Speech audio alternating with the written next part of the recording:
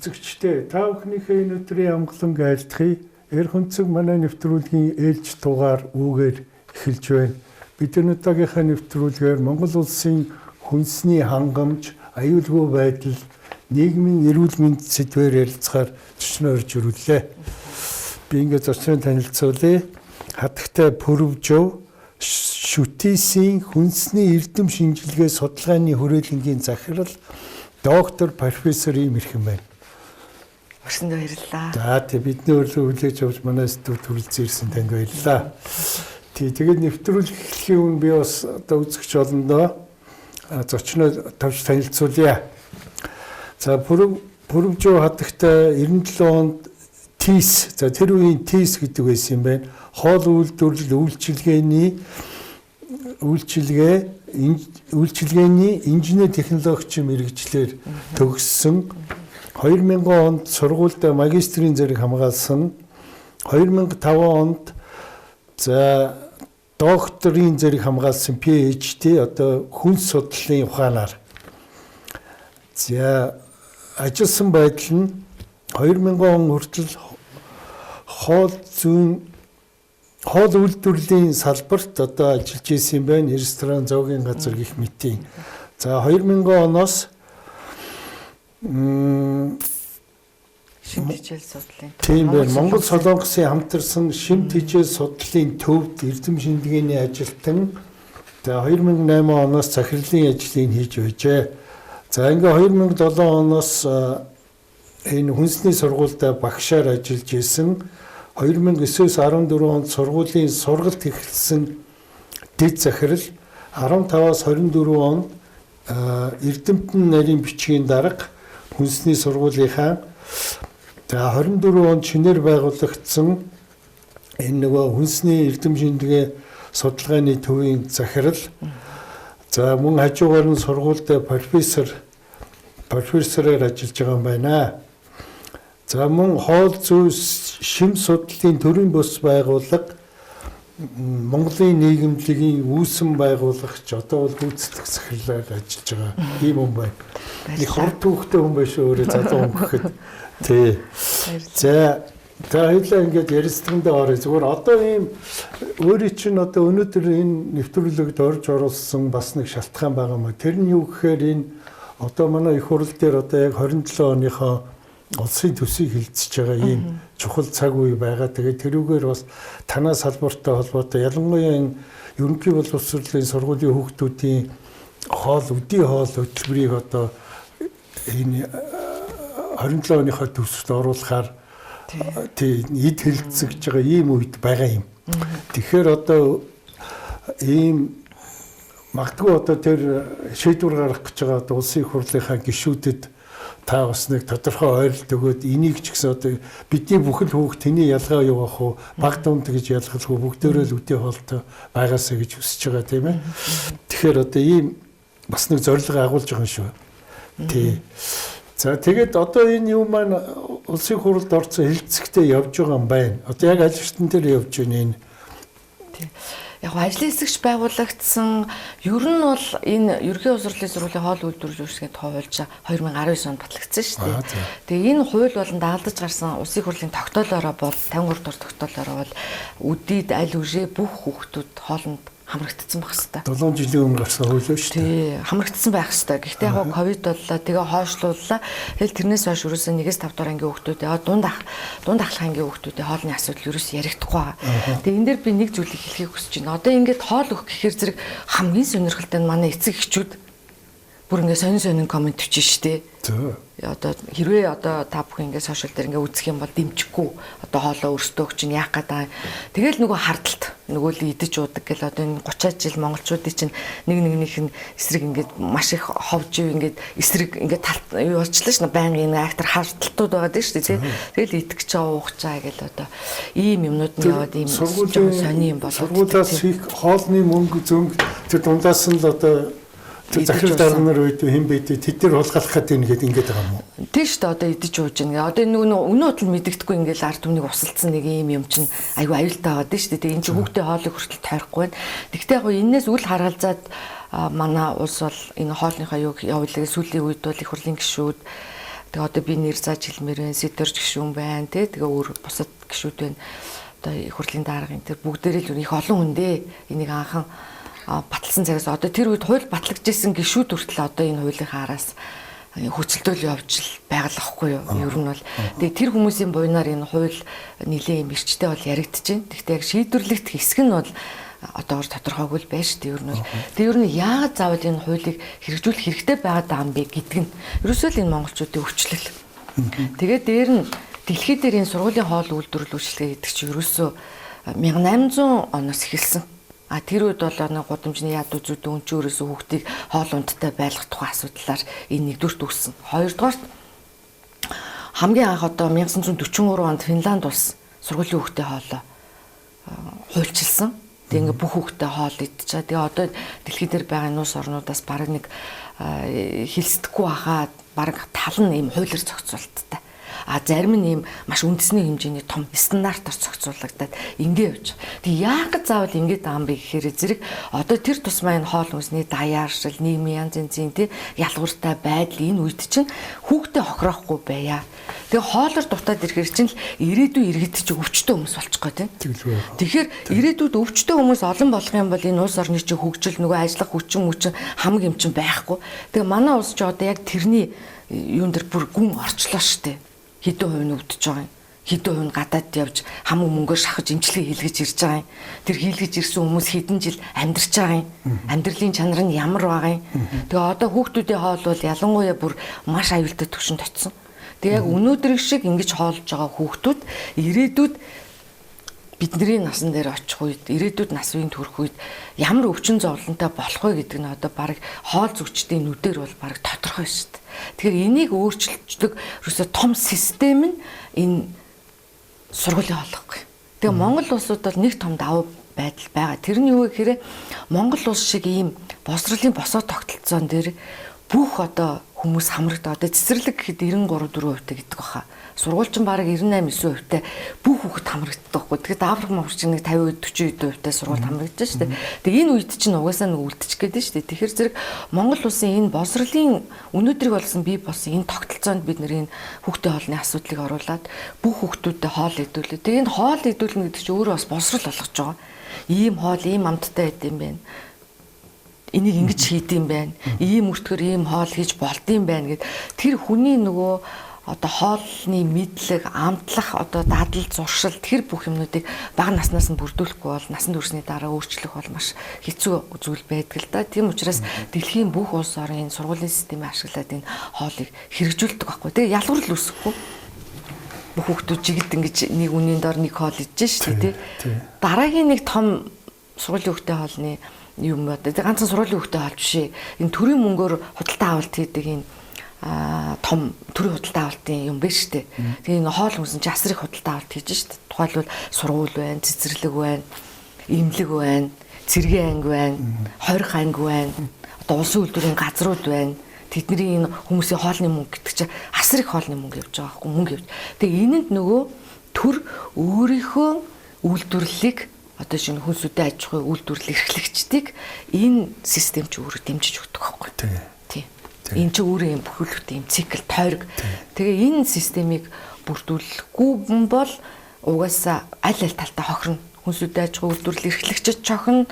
Нөгөө эрүүл мэндээр иддэг хэрэглэгчиж буруу юм идээд хохирно. Эцсийн дүндээ эн чинь тэгээд 1000 тэр бумтан байлаа гэд 1000 AI байлаа гэд тэгээд эрүүл мэнд байхгүй бол улс орн чинь хөгжлөний явахгүй л гэдэг л үндсэн дээр бид нэр энэ хүүхдийн хоолны асуудлыг одоо 2000 оноос хойш эхэлж ярьлаа. Ер нь бол тэгээ одоо нэг жоохон тэгтэл их удаан байгаа. Энэ бага ангийн чийзэ хамруулсан юм.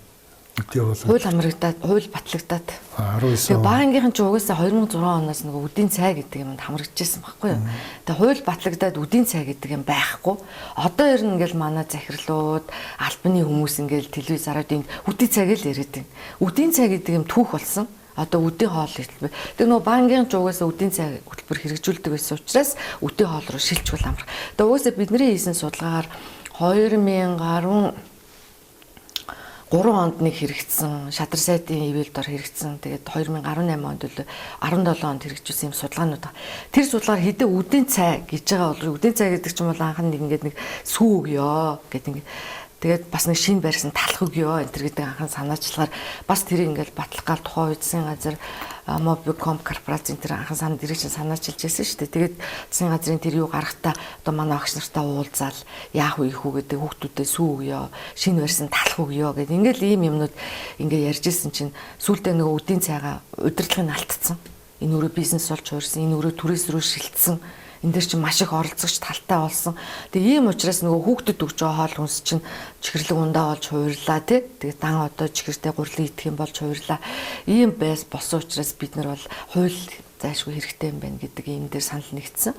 Тэгээ 16 оны парламенттай хамтарч ажиллаад тэгээ 19 онд хуулиа батлуулсан байхгүй. Тэгэхээр банкийнхан бол тэгэл нөгөө цайны үргэлжлээ хоол болоод явцсан л гэсэн үг тийм.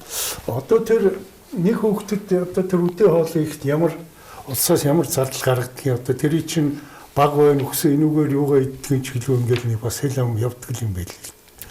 Монголчуудын энэ нөгөө нэг ер нь хоол хүнсний талаарх, шимт ижилийн талаарх мэдлэг боловсрал үнэндээ 0 гэж хэлж болно. Нэгдүгээр. Тэгээ 0 одоо манай боловсролын системд хязгаарч хоол хүнсний талаар заадаг. Одоо шин би Япон улсыг Солонгос энтрийг зүгээр хамгийн сайн мэддэг орнуудаа ингээ хэлэхэд тэд нар чинь ингээд бага ангид нь ингээ юу идэх вэ гэдгийг заачаад дунд ангид нь орохоор одоо нөгөө тэднэрт нөгөө хоум дизайн янз янзын нэрүүд байд юм л дээ.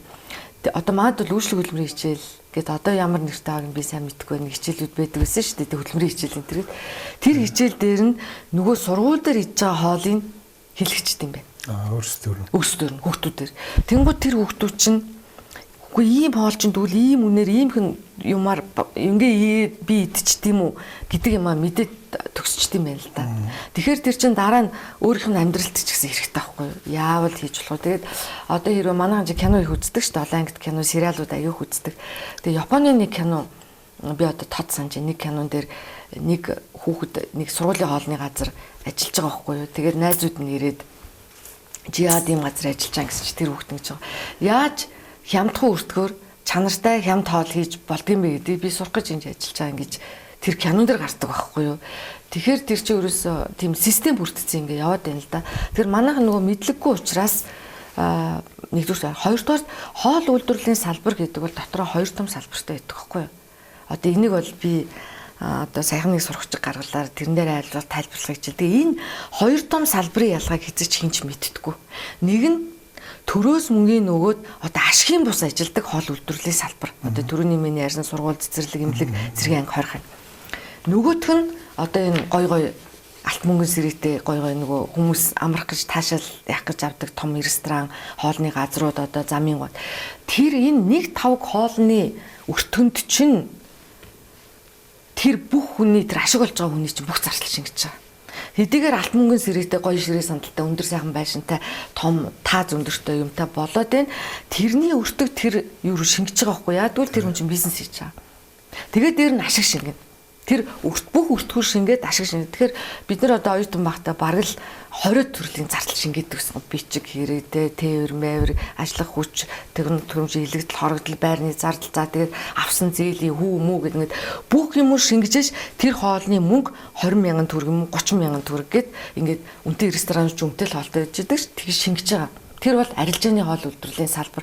Тэгэхээр энэ арилжааны хоол үйлдвэрлэлийн салбар чинь гудамжны өнцөгт арилжааны хоол үйлдвэрлэлийн салбарын хүнээ хийж байгаа хувь шуурын 3,000 төгрөгийг нөгөө арилжааны бус хоол үйлдвэрлэлийн салбарын үнэтэй шууд харьцуулаад байгаа байхгүй юу?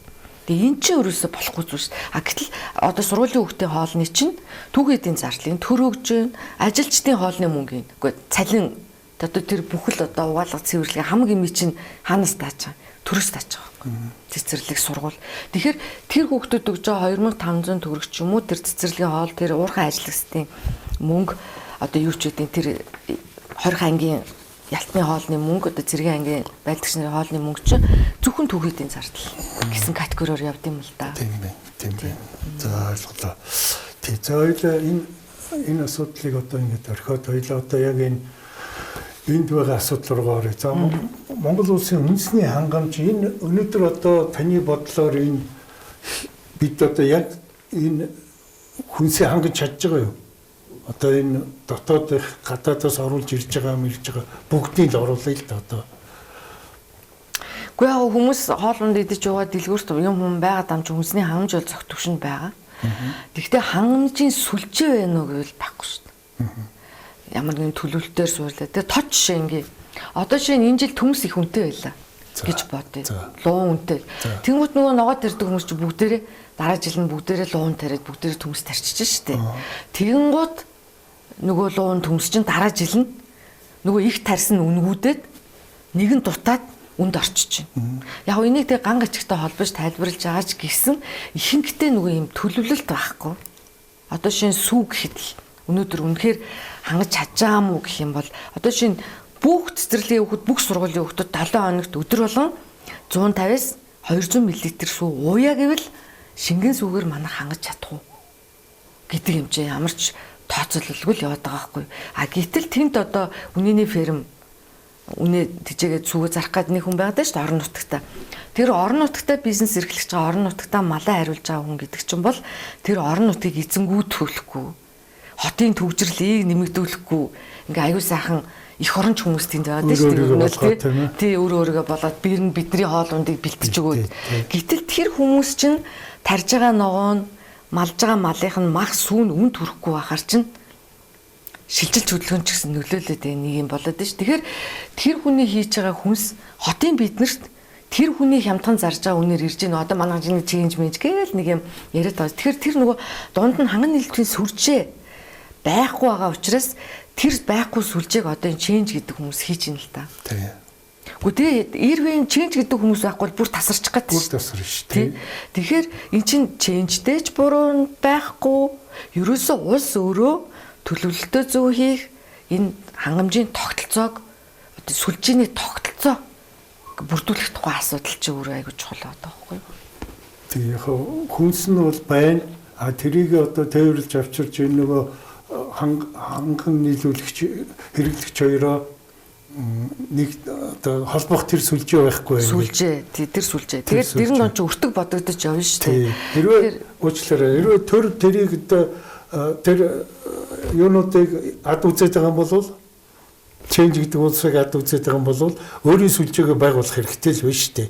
Тийм биз дээ. Тэгээд яг өстой өөрөө чи хэлдгээр зөвхөн цалинтай улсуудыг ажилуулад тээвэр машин тэргээр нь хангах тэгвэл яг тэр юуны үн жоохон бууж болох юм тийм үү? Уг буухтаач гол нь ш тэн чинь нэг өртөг тооцсон юм хэрэгтэй. Түрүүн би одоо нэг ширхэг хуушууранд гэх чинь арилжааны газар хэдэн төгрөг шингэхүү тэрийг бодож тооцож үнийг гаргад юм аа гэл. Тэгээ бид нэр чи оюутан байхад одоо нийт зардлын өртгөн дээр борлуулалтаа тооцсны дараа зардлын өртгийг бодонгуудаа тэрэн дээр ашгийг бол 40-60% нэмнэ л гэдэг юм л бид нар заалгаж ил байлаа л да. Тэр социализмын үе чинь тэр тооцож явдаг байсан. Тийм учраас 1 кг гурил 1 кг төмсөн дээр хэдэн төгрөгийн зардал шингээд дээр нь тэр хүнд ашиг нэмэгдээ очих уу гэдгээ тооцоол ингэж байж лээс байна л да. Гэхдээ эн чинь одоо бүх оронд л байж байгаа л зүгээр шүү дээ. Зүгээр тэрнийг их дагматаг хатуу гараар барих уу эсвэл зах зээл өөрөө зохицуулаад явах уу гэдэг нь одоо зах зээлийн зохицуулалтад явж одоо зах зээл нь зохицуулна. Ер нь тэр нэг хэдэн өөрхий тэр холбож байгаа тэр улсуудыг change manage гэж хэлдэг нэр өгөөл тэгэл одоо болиулна байна гэд ингэж байгаа тий. За энэ дээр хангамж дээр үнслэгийн хангамж дээр одоо энэ шим тэжээл гэж ойлголт гарч ирнэ тийм үү тий. Одоо их мэдээд ах юм уу шим тэжээлтэй багын мэдх юм ч гэдэг юм уу. Тэр чи одоо нэг хэлтийг үзүүлэлт байна уу бас нэг кил калори гэдэг бас нэг ойлголт энэ төр байдаг те. Тэр одоо Монгол хүнд ямар байх хэвтэй юм бид нар одоо тэрэндээ хурж одоо тэр хүнсээ хэрэглэж чадж гэнэ үү? Тэгээ хүнсний аюулгүй байдал гэдэг зүйл чинь 3 том баг 4 том ойлголтоос бүрдэж байгаа шүү дээ. Хүнсний аюулгүй байдал гэдэг. Food security тийм хүнсний аюул. Тэгээ хуулийн дээр эн чинь food security гэж хүнсний аюулгүй байдал гэж л орчуулсан манай хууль явж байгаа шүү дээ тийм.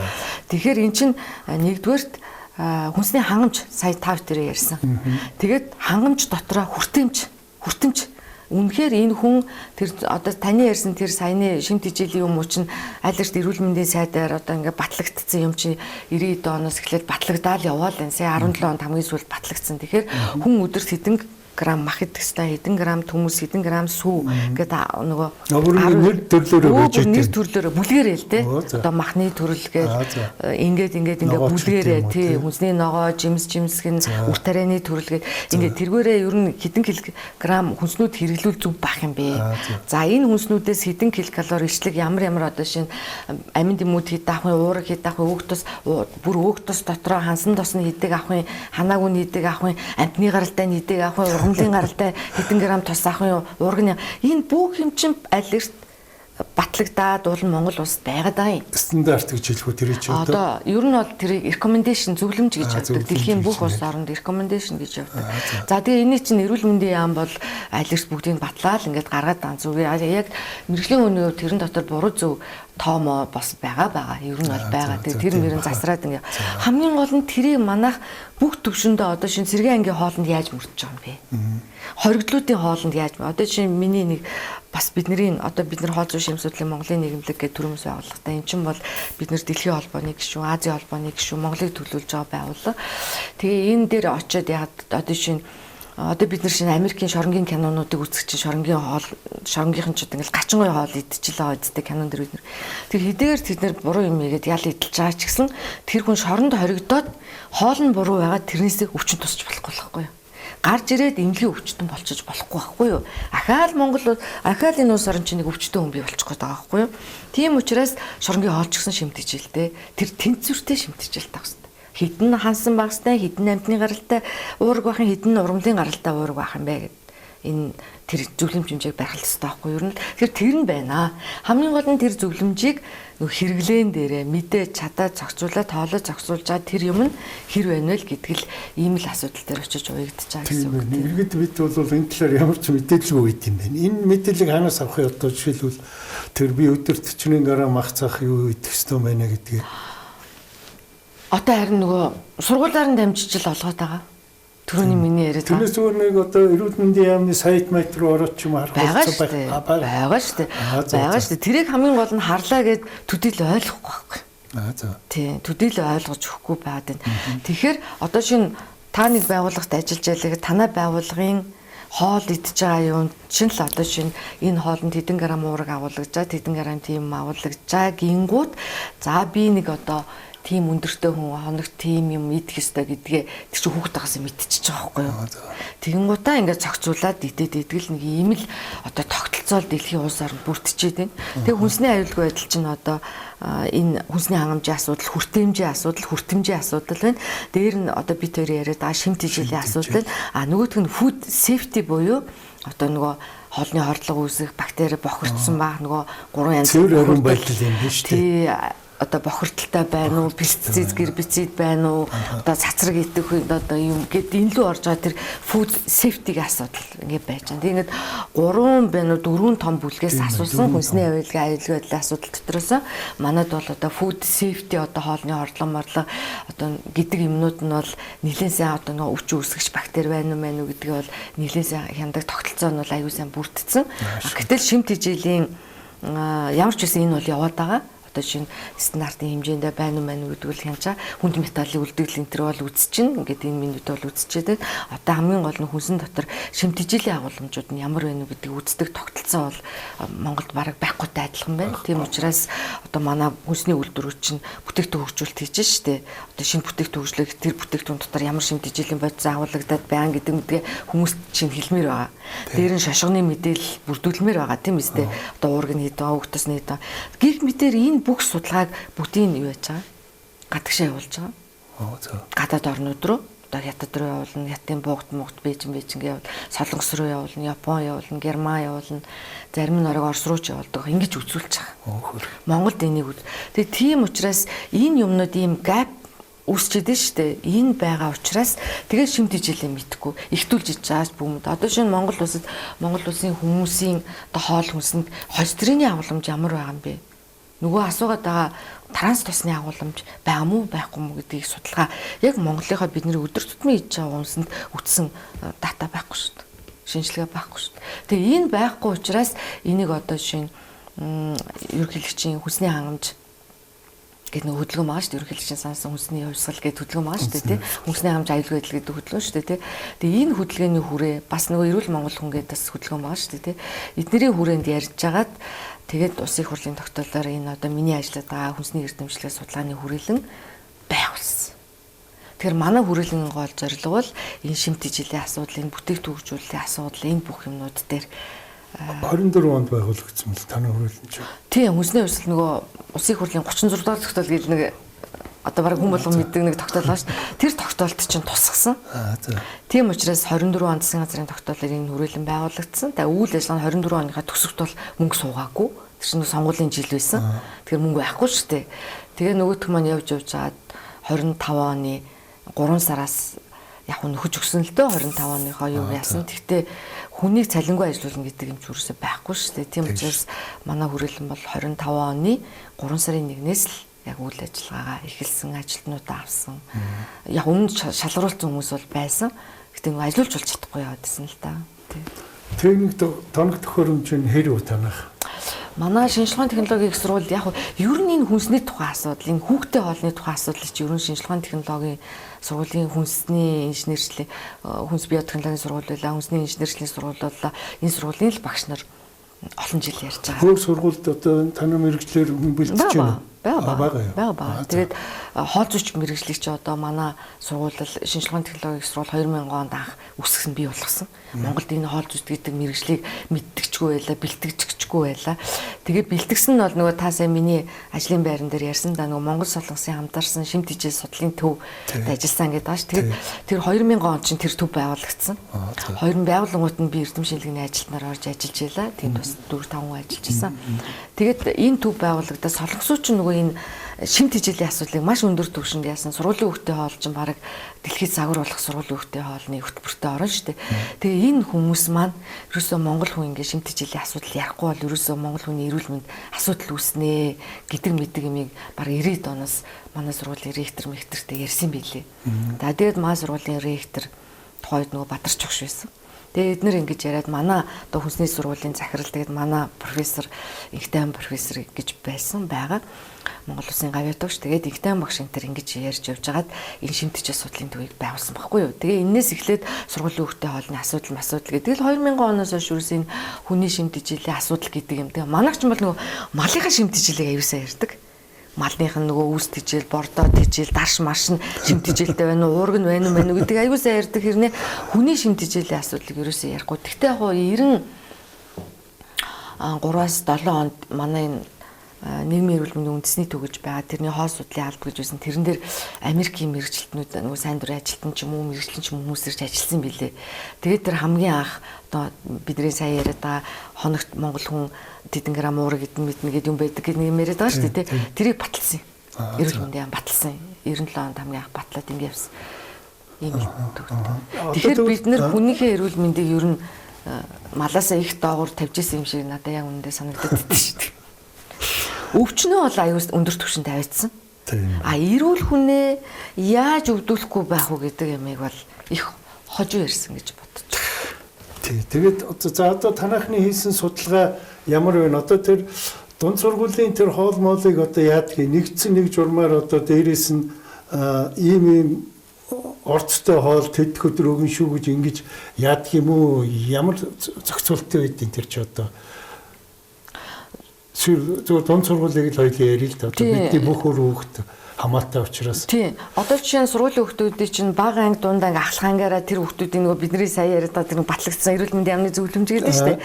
Тэр хоногийн хоолоор авах шимт ижилийн бодисын илчлэг шимт ижилийн бодисын гэдгийг. Тэгээ шимт ижилийн бодис гэхээр манайхан нэг амин дэмэл ярьдаг болчлоо сүүлийн үед. Гэтэл үгүй шүү дээ. Нүүрс ус хүмүүс цаана өчнөө. Уург өвдөс нүүрс ус амин дэм эрдэс бодис. Тэгэл эрдэс боддог чинь одоо хамгийн багадаа л 10 гаруй юм ярина. Амин дэм гэх чинь хамгийн багадаа 10 гаруй. За тэгээ хамгийн чухал гэвэл нэг 4 5 2 3 гэнэ. За тэгээ энэ олон бодисуудын асуудал бүгдээр хэрэгтэй байхгүй юу. Тэгэхээр энийг чинь 30-35% өдрийн хоолоор авах хэрэгтэй гэх тэр зөвлөмж хэмжээ чинь байх. Тэгэхээр тэрэнд нь таарсан шимт ижилийн бодонгуудаа өдрийн хоолоор ингэж ав гэд. Тэгээ энийг тооцоог хийж хоол ундын яг энтэй мөргүүлж ингэж явж байдаг нь хоол зүйч гэдэг мэргэжилтэн баггүй юу. Тэгээ одоо нөгөө хуулиараа бүх сургуульд хоол зүйч мэргэжилттэй ажиллах хэрэгтэй. Тэгээд тэр мэрэгжилтэн ч одоо хүн болгон мэдгүй ш. Тэрийг сургуулийн эмч мэдгүй, тэрийг сургуулийн захирал мэдгүй, тоогооч мэдгүй. Харин тэр хоол зүйч гэдэг хүн чинь бүх тооцоог нь гаргаад тэгээд тэр хоолн дотор тэр шимт ижилийн бодисуудыг агуулж чадж гэнэ гэдгийг тооцооны аргаар гаргаад тэгээд тэгтээ тэр чинь өдөр болго адилхан байна гэж байхгүй. Бид нар чинь өөр хоол өхөр нэг өдөр жоохон өндөр, нэг өдөр жоохон бага байж болно. Харин сарын дунд чинь яг тэр хэмжээг барих хэрэгтэй гэж боддог гоо. Тийм учраас энэ шимт ижилийн тооцоог барих хэрэгтэй учраас хоол зүйч гэдэг хүн ажилуулад байгаа юм. Тэгээд одоо нөгөө хоол зүйч мэрэгжилтэн маань сургууль бүрэн хангахдахгүй байна л да. Тэгээ хоол зүйч гэдэг мэрэгжилтэн ч одоо хууль баталсны дараа анагаан шинжилгээ ухааны их сургуулийн мэрэгжлийг бэлдэж эхэллээ. Өмнө нь бол манай шүтээсэл ганцаараа бэлддэг байсан.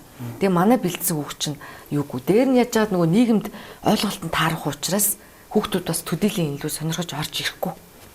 Яг хөө тэгтээ манайх нэг эсэлтийнхаа тоог хангана л да 1-20 мөр. Тэгтээ сая сүүлийн үед бол ер нь жоохон тасрах дээрээ туллаа шүү дээ. Тэгээд хууль батлагсан дараа ашуус энэ мэрэгжлийг шинээр нэгээ бэлдэж эхэллээ. Одоо хувийн сургуулиуд бэлдэж эхэллээ. Ингээд тэгээд яг хөө энэ олон сургуулиуд бэлтгэхээр ер нь бол энэ хоол зүйч гэдэг мэрэгжилтэн чинь олон улсад ер нь эмч шиг лицензтэй мэрэгжил байхгүй. Эмчнэр эмчлэг эрхийн лиценз мэсэнд аваад байдаг шүү. Тэр шиг лицензтэй мэрэгжлийн. Тэгээ нөгөө байнгын тогтмол шалгалт авдаг, мэрэгжил дэвшлүүлдэг. Яг бол хүний эрүүл мэндэд холбоотой мэрэгжил учраас ингээд явдгийн. Тэгэхээр энэ тогтолцоог бүрдүүлэх гэж одоо бас бид нар үзэж байна. Ер нь бол. Тэгээ боловсролын яам дээр нь хууль батлагсны дараа мэрэгжлийн хилцтэй болсон. Боловсролын ерөнхий газар дээр бас энэ сургуулийн хоолыг хариуцсан мэрэгжлийн хилцээс ажиллаж байгаа. Тэгэхээр ингээд бид нар чинь төр дотор удирдлагатай боллоо л доо. Тэгэхээр энэ удирдлага чи өөрөө ингээд юм аваад явах боломж бол бүрдэж байгаа. Тэгэхээр эн чинь нөгөө хууль батлагдаад хуулийн дээр үүсгэрээ орсон учраас хуулийн дагуу энэ бүх зүйл чинь аюу сайн хэрэгждэг юм байна. За ойлгомжтой.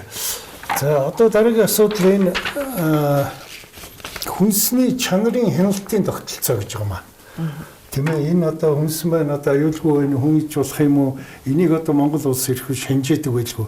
Энэ ямар тогтолцоо байдгийг одоо энэ дээрээсээ доошоо байдаг юм уу? Эсвэл одоо мэдхгүй ямар тогтолцоо байдгийг энэ. Ер нь л энэ бол мэдээж тогтолцоотой байх хэрэгтэй. Ганцхан тэг чанар гэдэг үгийг манайхан их тийм зөв ойлгох хэрэгтэй.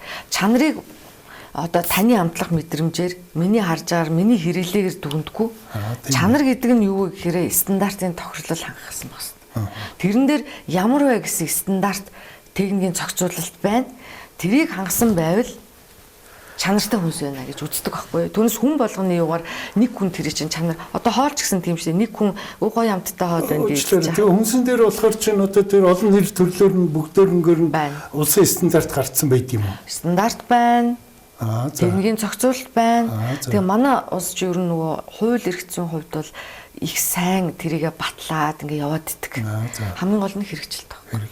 Хэрэгжилт том муу гэж байна. Одоо стандартл баталгаажлалт тохирлын үнэлгээний тухай итгэмжлэл тохирлын үнэлгээний тухай хууль гэж нэг чухал хууль байгаа. Энэ маш чухал хууль байхгүй. Энийн хэрэгжилт одоо хэр зэрэг байдаг үндэ би хэлж мэдэхгүй байна.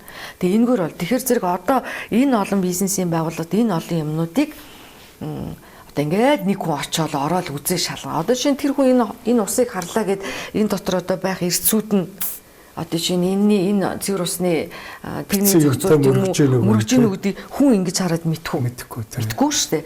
Тэгэхээр үйлдвэрлэлийн шатанда үйлдвэрлэгч энийг тэгэхээр манай үйлдвэрлэлийн чинь одоо нөгөө тим стандартын одоо олон улсын тим юмыг хангалаа гэж энэ бах стандарт аваад байгаа үстэй. Энэ чинь өөрөө тэр чанарын баталгааг хангаж байгаагийн хамгийн том тогтолцооны баггүй юу. Харин үйлдвэрлэгч нөгөө шинэ халаадаа өмнө ширээний халаад бүтээлгээ бүтээг идэг шиг л байхгүй байх хэвээр.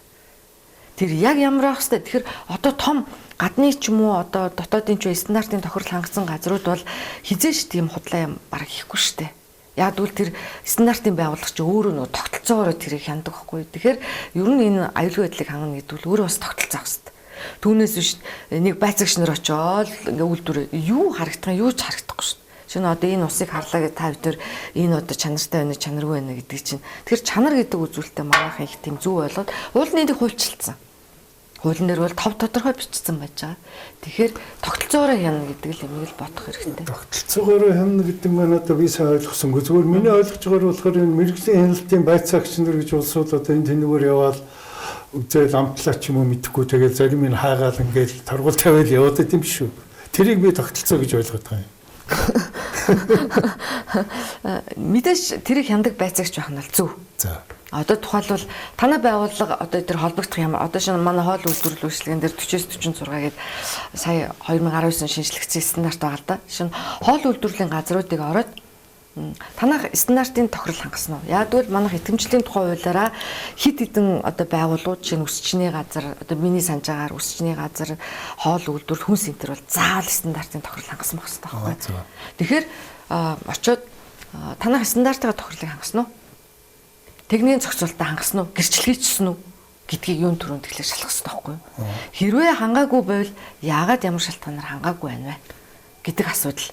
Тэгжээж тэр хүн чинь стандартын тохирол хангахын тулд нөгөө байх ёстой бүх критерий, бүх үзүүлэлтүүдэд хангаж ирнэ штэ. Ядаж тоног төхөөрөмжөө ядаж одоо чинь манай 40-46 дээр хоол үйлдвэрлэлийн газрууд аяг тавг угааж ариутгадаг машинтай байна гэж бүр заавал орсон байна.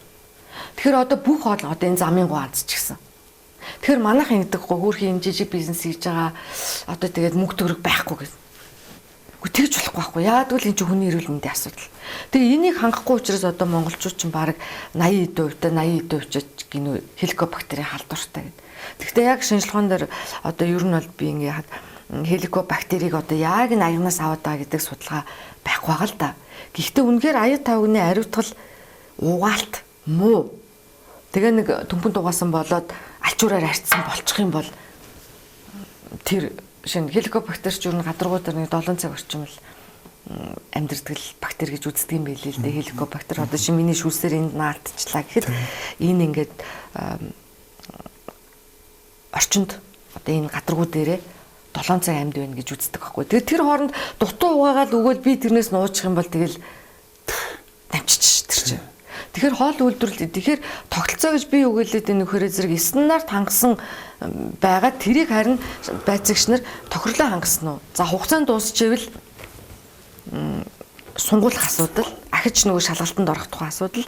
Тэгээд ороод тэр стандарт дээр одоо жишээ нь энийг ингэж байрлуулаад гисэн лвэл тэр нь байна уу гэдгийг л үзэх байхгүй.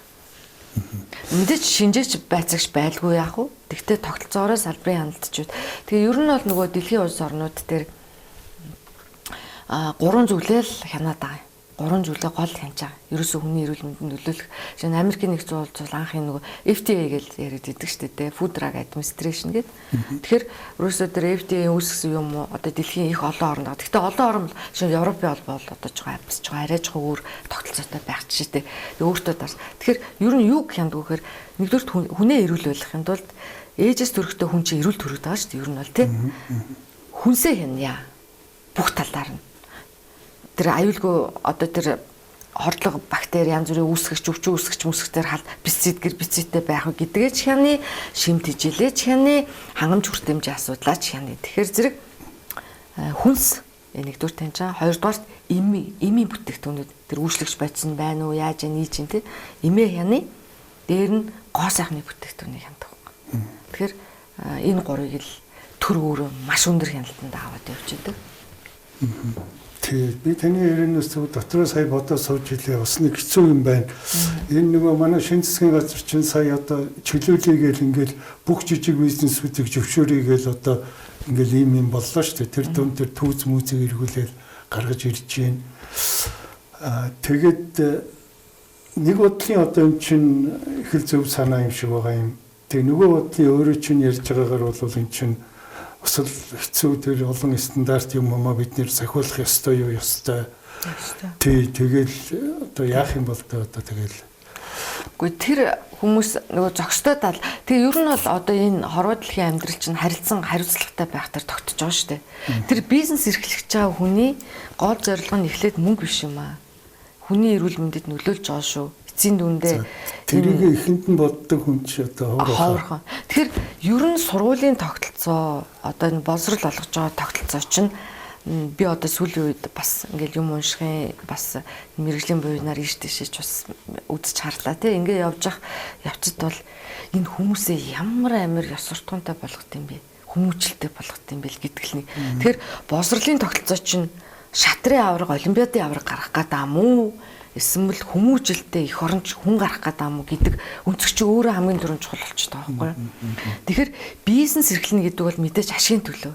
Тэгвэл ашигын төлөө байгаа ч гэсэн чи хэрэглэгчээ. Тэгэхээр нөгөө харилцсан одоо хэрэглэж байгаа хүн шин тэр ингээл бохор авах юм бол аяг таван тийм бах юм бол тэнд хүн орохгүй л болчих юм бол одоо шин түүц бол түүцийг алга болгосон нь бол энэ бол үнэхээр гавьяа байсан. Гавьяа байсан. Би тэгж боддтой тий. Түүцийг буцаж гаргаж ирнэ гэдэг бол энэ бүр маш том ухралт гэдгийг одоо эрхэш одоо манай томчууд юу ах байлгүй дээ ойлгох байлгүй дээ тий. Тэгээ түүцээр ингээ хідэн хүн амьдраад байна гэх ингээ ярьж байгаа. Одоо шин манай сургуулийн галтгой чинь нэг хэсэг түрээсээр аюу ашигын төлөө болсон шүү дээ. Тэгээ тэр үед бас тэр түрээсээр ажиллаж байгаа хүмүүс ингээд идэх байхгүй юу. Одоо шин би ч юм бас жижигхэн хэмжээнд барьцаалагдаж үзлээ шүү дээ. Ер нь бол нөгөө түүц эрхэлж байгаа биш нөгөө сургуулийн галтгой эрхэлж байгаа хүмүүс. Тэгээ одоо энийг бас энд ярьж болох юм уу би сайн мэдэхгүй л байна л да. Тий. Сүн чинь нөгөө түрээслэгчд натаа уулзъя гэдэг. Би очиж уулзсан нөгөө хууль батлах гэжсэн үйл дээ. Тэгээд хууль батлагч ихнээсээ ахуулаад дуустал нь явлаа. Миний би нэг тоон дотор үсэг гэдэг шиг л явж исэн. Тэгээ манай багш нараас оролцсон л та. Тэгээ явж исэн чинь тэд нэр ингэж байгаа. Гэхдээ наа сургуулийн галдааг ажиллаад бид нэр одоо би 7 ам бүлт хийж штэ. Тэргээл ингээл нөгөө хүмүүс чинь ингэдэг байхгүй. Гэтэл тэр чинь хуулаараа сургуулийн тэр үдийн цайны мөнгнөөс нэг төгрөний ч ашиг гарах ёсгүй гэж бүр хуульчилсан. Тэгээ хууль зөрчиж байгаа хаана хин ярьж байгаа нэгдүгээр асуудал юм те. Тэгээд би тэр хүмүүст хэллээ л дээ. Үгүй ээ таны амьдралыг бид нэр маш сайн ойлгож байгаа. Тэгтээ энэ хуулаараа нэгдүгээрт болохгүй. Хоёрдугаарт ингээ буруу зүрх юмгээ төрөөс өгж байгаа 600 төгрөг чи хүүхдээ ам руу очихгүй байна гэдэг чинь нэгдүгээрт бид нар хуулиа зөрчиж чинь хоёрдугаарт хүүхдэд яг нөгөө 600 төгрөг маань хоолоор нь орохгүй байна. Энэ болохгүй. Энд чинь хүний нөгөө хүүхдийн эрүүл мэндийн асуудал байгаамаа. Наа чи бид нар 500 хүүхдийн эрүүл мэндийг бид нар бодоод байна. 1500 хүүхдийг бодоод байна гэсэн чинь тэд нар бүр аюулгүй уурлал бүр аюул хэцүү л байсан л да. Тэгээ яг уу явандаа тэгээд тэр үед юу гэж харж ирсэн бэ гэхээр тэр одоо ойлгохгүй байгаа хүмүүсийн чинь би уйдгаа манайс саадхан ч эргүүлж чадахгүй байгаа зү. Тэр эн чинь эхнээсээ тогтолцоогоо буруу явуулчаар л ингэж байгаа. Тэгэхээр уул нь бол Монголын ард түмэн чинь аюу тийм ухаалаг зарчимтай ард түмэн байхгүй юу? Би бол тэрэнд итгэлтэй байдаг. Хамгийн гол нь эхнээс нь боломж олгочихж шүү дээ. Тэр чинь өнөөдрийн уушгаас өнөөдрийн юунаас маргааш юу лээ? Уушг юу лээ? Тэр үг чинь болоод байгаа болохоор боломжийг ашиглаж байгаа хүмүүс байна л. Тэгэхээр эхнээсээ тогтолцооны асуудлаа зөв яриасаа л гэж бодож байна. За тий одоо та тэрийн ярилцах хугацаа нь 15 минут үлдчихэв.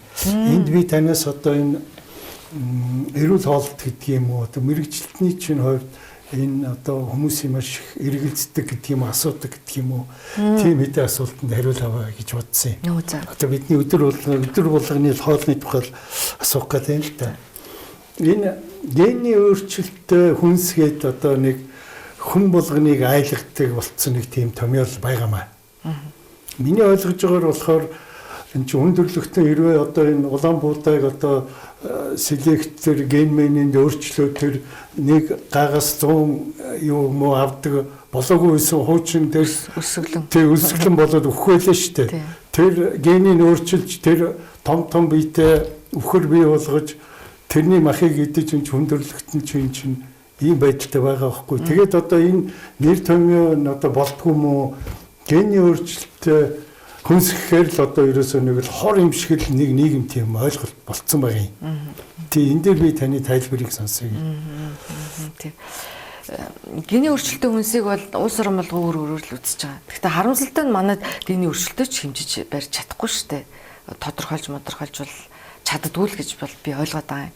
Матер дата банк нь ч байд юм уу. Тэр чинь үзэхийн тулд үндсэн хүнснийхэн тэр нөгөө дата үзүүлэлтүүд энэ төр байх ёстой гэж бол би ойлгоод байгаа. Би ч одоо молекул биологийн хүн биш учраас бас сайн бүрэн төгс мэдэхгүй.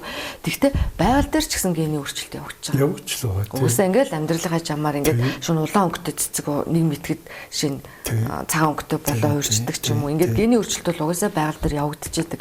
Гэхдээ генийн өөрчлөлт бол 1970-аад оноос л эхэлсэн юм билээ л дээ. Таны сая ярьж байгаа энэ хүсн нэмэгдэж байгаа дэлхийн хүн ам яаж одоо өсвөлөнгөө байлгах уу гэдэг ойлголтоос өсвөлээд генийн өөрчлөлттэй хүнс гэдэг зүйл үүссэн юм шиг байна. Гэхдээ энийг нөгөө хяндаг шалгадаг болж байгаа болохгүйг үздэг хардаг ийм одоо дэлхийн байгууллагууд бол байгаа тэргээ хянаж шалгаад идэх уух юмдаа оруулаад ингээд явж байгаа хаа гэж бодож байна. Гэхдээ одоо манай хойд хөрш бол үзээд генетикийн өөрчлөлтгүй гэдгээ бол хаягийн дээрээ бүр бичгээд ингээд юуцсан.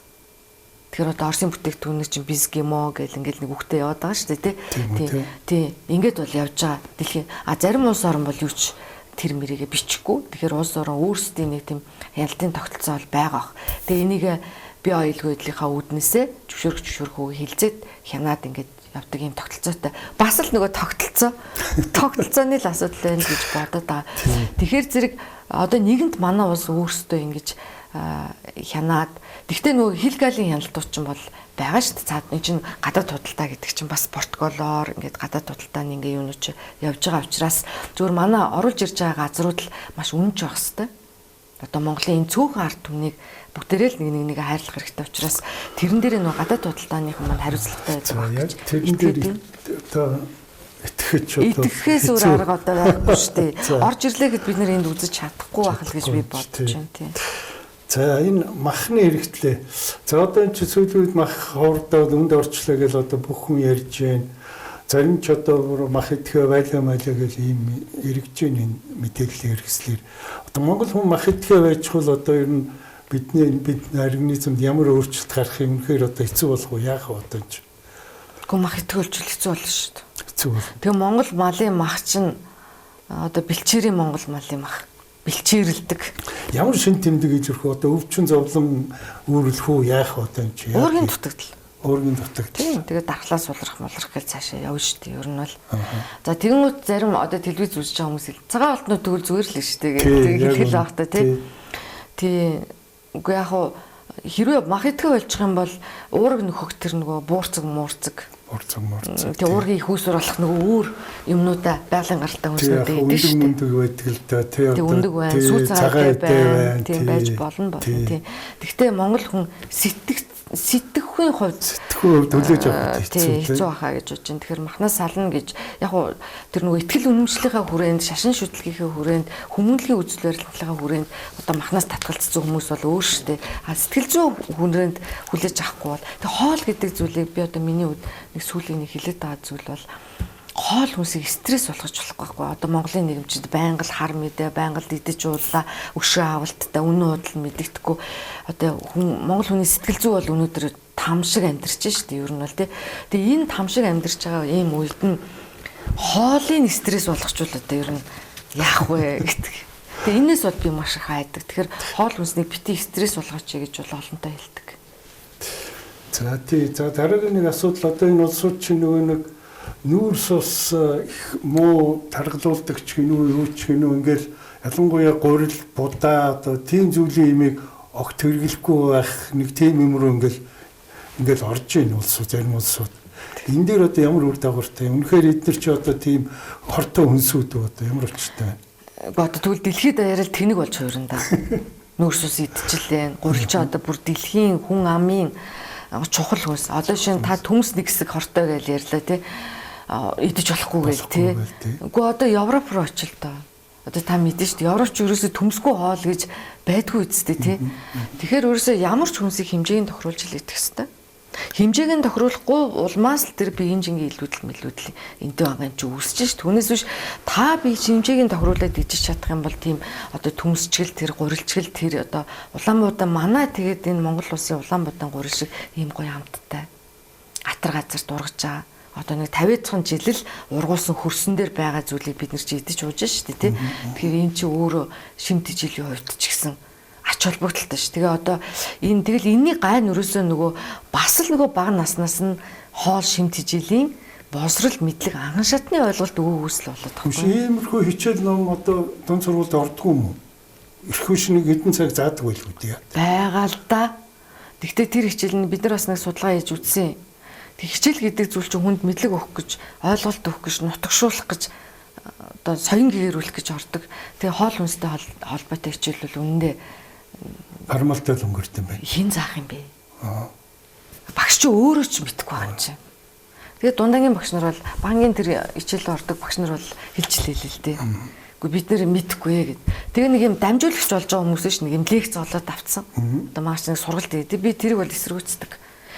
бидний бүхэл бүтэн насаараа судлаад одоо манай оюутнуудын хоол зүйн мэргэжлийн 4 жил судлаад хаана чүрэг байгаа тэр хоол шимтгий жилийн ямиг огт мэдхгүй нэг хүн нэг лекц болж байгаа заана тэр биеийн тээврийн багш тэр химийн багш тэр өөрөө ч зааж чадахгүй мэдгүй юм чи яаж тэрийг заах юм бэ тэр ийм хариуцлагатай юм ийм халтурдаж хийж болохгүй. Тэгээд би энэ дээр нэг энэ манай багшийн нэг хэлсэн нэг ишлэгийг би энд уншаа сонсогчдын үзэгчтэй тий халдварт бус өвчлөлийн 70-80% нь буруу хоолтой шалтгаалдаг. Ийм хоол шимт хичээлийн талаарх зөв зохистой мэдээллийг иргэдэд одоо маш өргөнөөр өгөх ёстой гэж. Тэгээ энэ аимшигтай тоо шүү энэ 70-80% гэдэг бол нэрээ арайчтэй тий хоолноос болд юм байна шүү дээ. Одоо бидний энэ буруу хоолтоос тий. Тэгээ энэ нөгөө бидний ч тоо шин ч одоо бүр бараг дэлхийд даяар яригдчихаа тоо халдварын бус өвчин гэдэг. Тэгээ Монголд энэ ч одоо бараг л 2010-ад оны өмнө ч энэ бол энэ тоо чинь яригдад эхэлсэн байхгүй даа. Тэгээ яг нөгөө Монголд нөгөө өвчлөл эхлээд одоо чихрийн шиж өвчин 1970-ад оны үед одоо энэ нөгөө 70-ад оны анаахын дэдийн багш нар сурж исэн оюутан одоо манай эмчнэр ярьдаг байхгүй би ч одоо хэд хэдэн эмчнэрээс сонсчихсан тэр үед одоо ширээгээд нөгөө бясалгал хийдэг сараа өгш гэд байдаг байсан шүү дээ. Тэр сараа өгшийн лекцийг сонсож байгаа тэр хүн чинь ярьдаг байсан юм. Тэр үед 70-ад онд анаахын дэдэд сурч байхад чихрийн шижийн өвчин гэж ийм өвчин байна. Бицин сэлцэн ийм цусан дах сахарын агуулмж глюкоз өсдөг ийм өвчин байна гэд өвчтөн байхгүй. Тэр үед нэг ганц нэг хүн байдаг байсан гинэ. Тэг ийм өвчтөн байхгүй үзэл нойр булчирхайн одоо өвчин бол тэр үед бүр өвчтөн байдгүйсэн гэж ярьдаг байсан. Тэгээд 2000 онд ч гэсэн би ингээд эмнэлэгт бас хоол зүйч ажиллаж исэн. Тэр үед бид нараас төсөл хэрэгжүүлээд ажиллаж ах үед ч гэсэн энэ нойр булчирхай өвчлөл чинь одооных шиг ийм амар их толгой дараалан байгаагүй байхгүй юу? Тэгэхээр энэ өвчл нэмэгдээд байна гэдэг чинь тэгэхээр шалтгаангүй өвчин гэж байхгүй. Тэр тусмаа хоол уусрууц замын өвчин. Тэр тусмаа хорт авдар ч гэсэн ер нь бол хоол уустай холбоотой шүү дээ. Тэгээд би нэг энэ дээр бас нэгэнт асуусан юм чинь дэлхийн хорт авдар судлалын фаундейшн сан гэж байгаа. Гонконг төвтэй. Тэр сан ингээд одоо ши миний мэдхийн 2010 2-3 оны үед багтаа энэ нөгөө хөхний хорт авдрын нэг юм дэлхийд даяарх судалгаа хийгээд тэгээ улаан махны хэрэглээтэй холбоотой. Одоо сая бид хоёр мах чухал гэж ярьлаа л да. Тэгтээ махны хэрэглээ хит өндөр байх юм бол бас өвчин үүсгэнэ гэж үзэж байгаа байхгүй юу? Мах бол үнэхээр чухал шинэ тэжээлийн чухал их үүсгэр. Тэгээ тэр судалгаан дээр юу гэж гарсан бэ гэхээр бүдүүн эцсийн хорт авдар хөхний хорт авдар гэх мэт хідэн хавдрууд бол улаан махны хэрэглээ хит өндөртэй шууд холбоотой байна гэж тэр судалгаа бол гарч ирж байна. Тэр олон улсын судалгаа юм уу? Олон улсын судалгаа дэлхийн хорт. Би зүгээр хувийн бодол шүү. Монголчууд ч одоо мэдхгүй энэ хэдэн мянган жилээр Монгол хүн үлснээс хойш ингээ мах идээд явцсан учраас нэг тийм мах захан дээрээс одоо болоод янз бүрийн өвчин болчдөг гэхэд бол би бол эргэлздэг шүү. Одоо бидний энэ дархлаа гэдэг юм уу, засан зохицогч гэдэг юм уу, энэ мэн чинь бол одоо амар өндөр түвшинд ажиллаж байгаа. Тэгэхээр яг тэр мах захны хувь дээр тэр гадаадын судалгаан дээр би бол өөрийнхөө хувьд болж байгаа эргэлзээд идэв юм аа тийм. За би тэгвэл бас бяцхан тайлбар хий. Монголчууд махтай ойрхон байсан ч гэсэн өнөөдөр шиг ийм их мах иддэг байгаагүй. Энэ бүр судалгаагаараа одоо манай багш нарын судалгаанууд ч байна. Монголчууд махтай тэгж их ойрхон байсан хэрнээ ингэж их мах иддэг цаг үр. Гэхдээ одооний манай махны хэрэглээг яг зүгээр одоо шин Америк ч юм уу гадны орнуудад яхад бас махны хэрэглээс тийм амар өндөр бас биш шүү дээ. Ер нь бол тэгтээ монголчууд тийм их мах хэрэглэдэг ард түмэн байгаагүй. Одоо шин манай хөшөөж гэл ингэхт чинь л тийм их мах иддэг байгаа. 3 сармаар иддэггүй байсан. 3 сар иддэггүй. Өвөл маш бага хэмжээний ингээд борцсон үнтэглээд те хавар мавраа идчихин. Хэрэгцээ айгүй өндөр. Өдөрт ганцхан удаа идэн те бага насны хүүхдүүдэд тэгж их хүүхдээс идүүлдэг байсан юм уу гэдэг ингээд хэмжээ. Хамгийн гол нь мах идэх гэдэг зүйл чинь ямар хэмжээгээр өдөрт 3 удаа мах хоол идээд ах уу? Тэгээд дээр нь ям гээл те эн чи ийм идээд ах юм уу?